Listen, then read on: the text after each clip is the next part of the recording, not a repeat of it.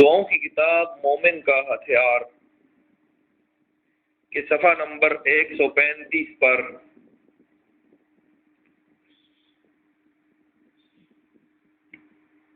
اوراد وظای سے متعلق فتاوا،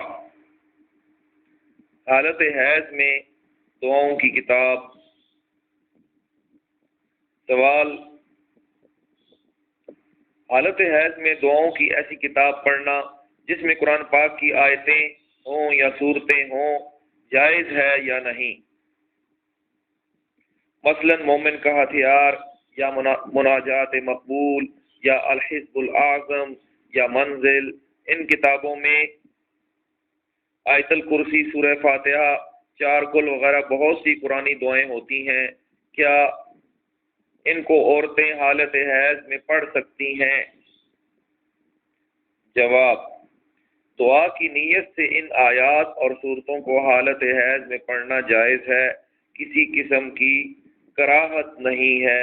تلاوت قرآن کی نیت سے ان کو پڑھنا جائز نہیں ہے، اور ظاہر ہے کہ ان کتابوں کو وظائف و اوراد کے طور پر ہی پڑھا جاتا ہے، تلاوت قرآن کے طور پر نہیں پڑھا جاتا۔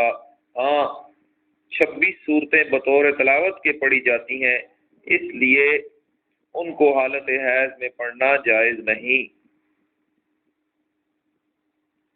مستفاد از امداد الفتاوا، احسن الفتاوا، جلد 4 صفحہ 71۔ سوال: دعاؤں کی ان کتابوں کو بغیر وضو کے یا حیض کی حالت میں پکڑنا جائز ہے یا نہیں؟ جواب: ان کتابوں کو بغیر وضو کے یا حیض کی حالت میں پکڑنا جائز ہے، البتہ خاص اس جگہ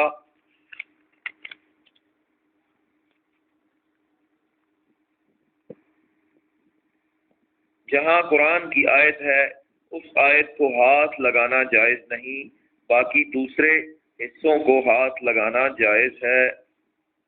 امداد الفتاوا، جلد 1 صفحہ 93۔ فقط والسلام، واللہ اعلم، مفتی آدم صاحب پالن پوری، 6 شوال 1430 ہجری۔ مذکورہ فتویٰ صحیح ہے، میں اس کی تصدیق کرتا ہوں۔ نیچے دستخط ہیں، اللہ کی رضا کا طالب محمد یونس پالن پوری۔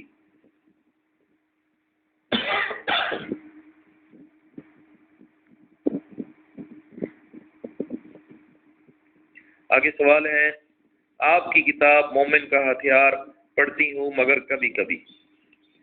سوال: حضرت مولانا یونس صاحب، میں اور میرے بچے آپ کی کتاب مومن کا ہتھیار بلا ناغہ صبح شام پڑھتے ہیں، مگر کبھی کبھی کسی مشغولی کی وجہ سے نہیں پڑھ پاتے، تو کیا اس کو دوسرے وقت میں پڑھ سکتے ہیں؟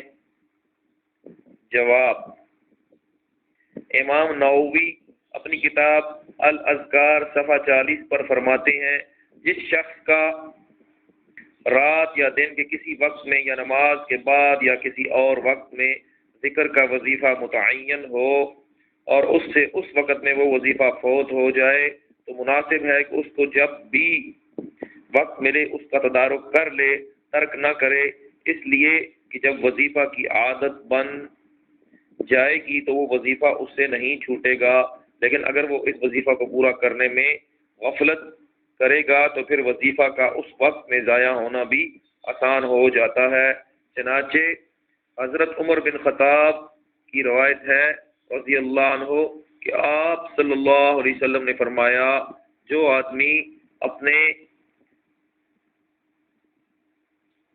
کل وظیفہ یا اس میں سے کچھ پورا کیے بغیر سو گیا، پھر صبح اس کو فجر کی نماز سے لے کر ظہر تک کی نماز تک کسی وقت میں پورا کر لیا تو اس کے لیے ایسا ہی لکھا جائے گا گویا اس نے اس کو رات ہی میں پڑھ لیا ہے۔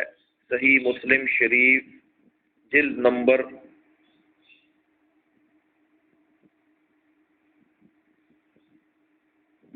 6 صفحہ 25 ہے، یا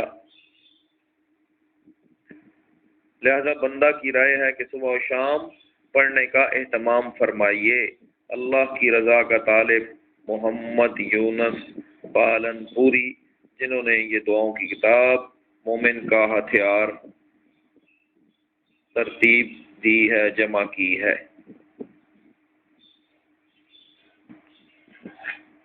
بہت ہی مفید کتاب ہے۔ اس کے بارے میں لکھا ہے، اللہ کی رحمت سے نا امید ہرگز نہ ہو۔ کتاب اللہ میں بیماری کی شفا کے لیے آیات موجود ہیں۔ بیماری میں قرآن مجید کی آیات کا سہارا لیجئے۔ تندرستی حاصل کرنے میں اللہ تعالیٰ کی آیات پر یقین رکھیے۔ کلام اللہ کی آیات سے بیمار صحت پاتے ہیں۔ اللہ کے کلام میں شفا ہے۔ مرض سے پہلے تندرستی کی قدر کرنی چاہیے۔ بیماری کی نسبت ہماری طرف ہے اور شفا کی نسبت اللہ کی طرف۔ ظاہر اور باطن سب بیماریوں کی کتاب مبین میں یعنی قرآن مجید میں شفا ہے۔ اللہ تعالیٰ آپ کو شفا کاملہ عاجلہ مستقلہ نصیب فرمائے، آمین۔